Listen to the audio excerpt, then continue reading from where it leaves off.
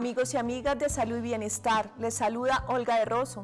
Soy una psicóloga dedicada a trabajar con parejas que están en crisis matrimonial.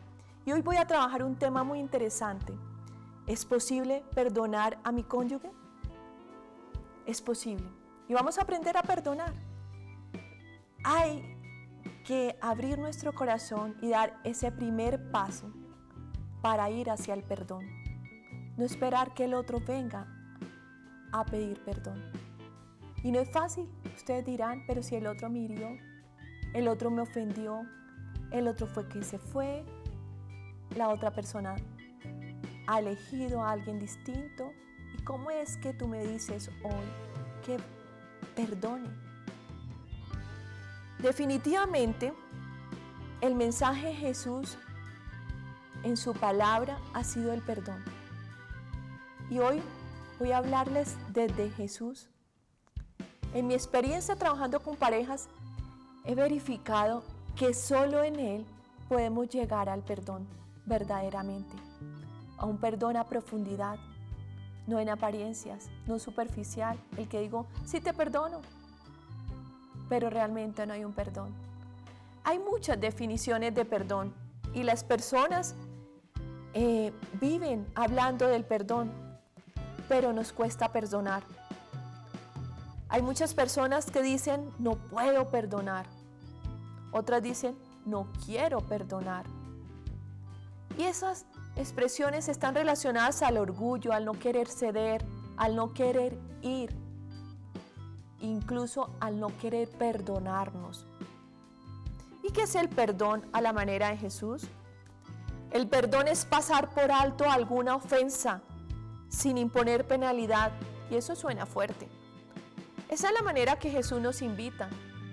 Él nos invita a que perdonemos al otro, al que nos ha ofendido, al que es nuestro enemigo, con el que tenemos alguna situación que genera crisis entre los dos, y hacerlo sin tener en cuenta la ofensa, dejando pasar, condonando la deuda. Y Jesús lo hizo con nosotros. Él fue a la cruz por nuestro pecado siendo inocente. Y el Padre lo hizo y reconcilió al mundo a través de su Hijo. Él pagó un alto precio, su Hijo. Y muchas veces el perdón nos implica pagar un precio. Pero desde esa perspectiva, el perdón libera. Y es liberador perdonar. Y se libera más aquel que perdona que el que ha sido perdonado. Porque el trabajo interior es grande en aquel que tiene que decir perdóname, pero es grande también la gracia de Dios y su gloria en él. Hablemos por un momento de lo que ocurre cuando decidimos o nos resistimos a no perdonar. ¿Qué hay detrás de esa resistencia? Hay mucha ira, sin lugar a dudas.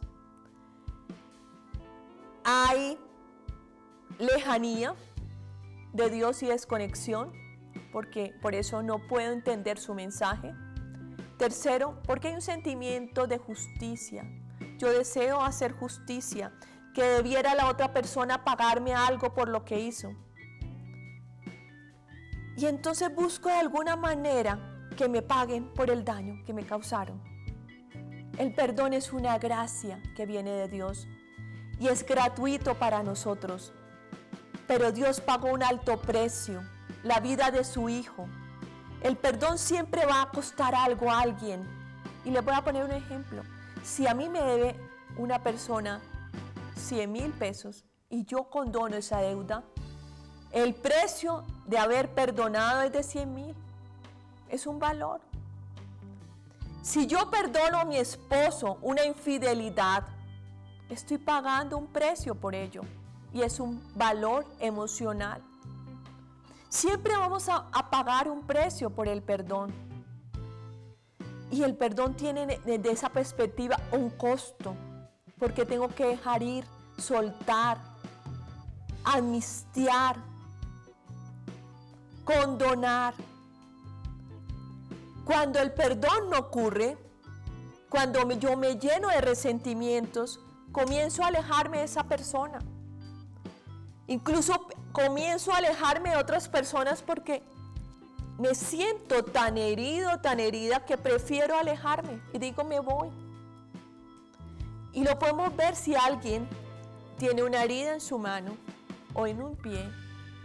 Puede estar con otros, pero esos otros pueden golpearte y tú vas a tender a retraer tu mano para cuidar la herida, y por eso huyo de la persona, huyo de a quien que me hiere, y es natural que lo hagamos. Y por eso tengo que tener paciencia con el otro y entender que el otro está huyendo para resguardarse de su dolor. Y por eso muchos cónyuges se van de casa, porque están heridos, porque los hemos herido. Y entonces el perdón se manifiesta a través de la lejanía. Hay estilos de personalidad que hacen que actuemos de una manera u otra para protegernos. Y hay personas que tienden por su personalidad a huir de los problemas y los conflictos y a resguardar sus heridas. Lo importante es que esas personas puedan sanar las heridas. Y entonces hay otros estilos en los cuales enfrentamos la situación. Eso es parte de nuestra personalidad y es la manera que también tenemos que entender y conocer al otro. ¿Qué sucede en pareja cuando el cónyuge ha herido al otro o se han herido mutuamente? ¿Se puede actuar con ese mecanismo de autoprotección?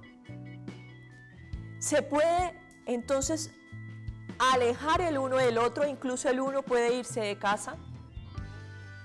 ¿O busca la manera de evadir al otro a través de sus roles, a través de sus compromisos? Y entonces empiezan a actuar cada uno en lejanía como soltero, casado. Otros acuden a la venganza y entonces tratan de vengar todo el tiempo la herida y trabajan en función de la herida. ¿Y cómo nos vengamos con el otro? Lo manipulamos.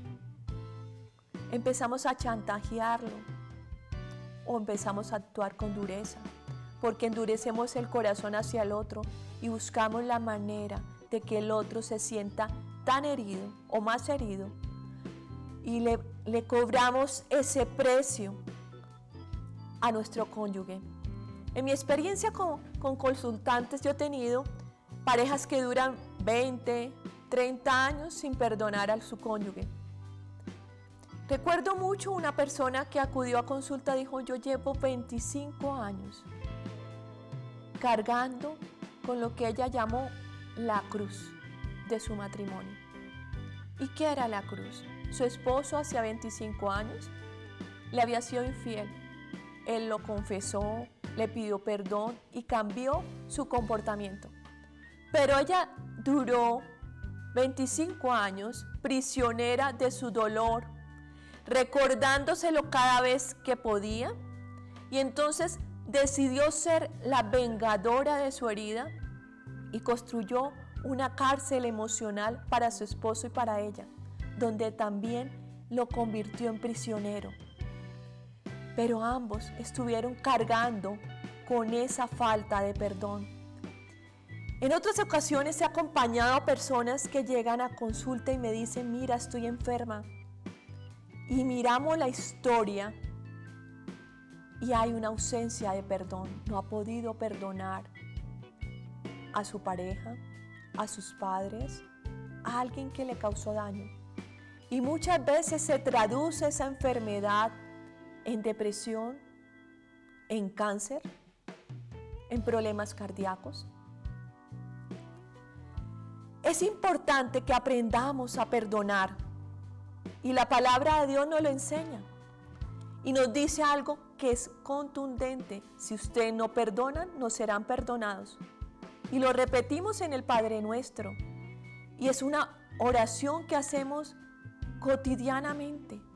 Y decimos, perdona nuestras ofensas como perdonamos a quien nos ha ofendido. Es decir, estamos colocando la medida del perdón que necesitamos.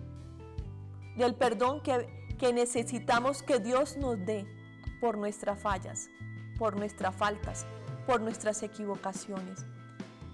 Y si esa es la medida del perdón, tenemos que ser conscientes de la necesidad de perdonarnos, de la necesidad de perdonar las ofensas a nuestro cónyuge. Y se necesitan 3 elementos para el perdón. 1, entender que debemos ser pacientes en darnos el espacio y el tiempo necesario para sanar las heridas mutuamente. Que debemos saber que es un proceso que yo empieza con mi decisión de perdonar e implica restaurar mi vida e irme dejando llevar de la mano de Dios para que ese don que es el perdón llegue a mi vida y me llene y yo pueda ir al otro y perdonar. Y también implica la perseverancia en mi oración, en pedirle a Dios que sea Él el que perdone a mi cónyuge a través de mí. Definitivamente necesitamos tener una relación vertical con Dios para que llenos de eso podamos extender en las relaciones horizontales el perdón. El perdón es una gracia que viene de manera vertical, se deposita en tu corazón y se extiende horizontalmente a los demás. Perdona, perdóname, perdónate. Recibe el perdón como resultado de esa conexión con Dios.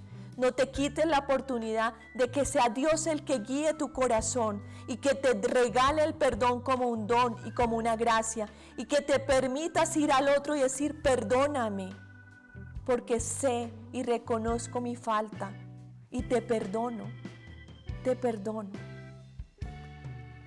Y allí debemos dar el siguiente paso después del perdón, que es reconciliarnos.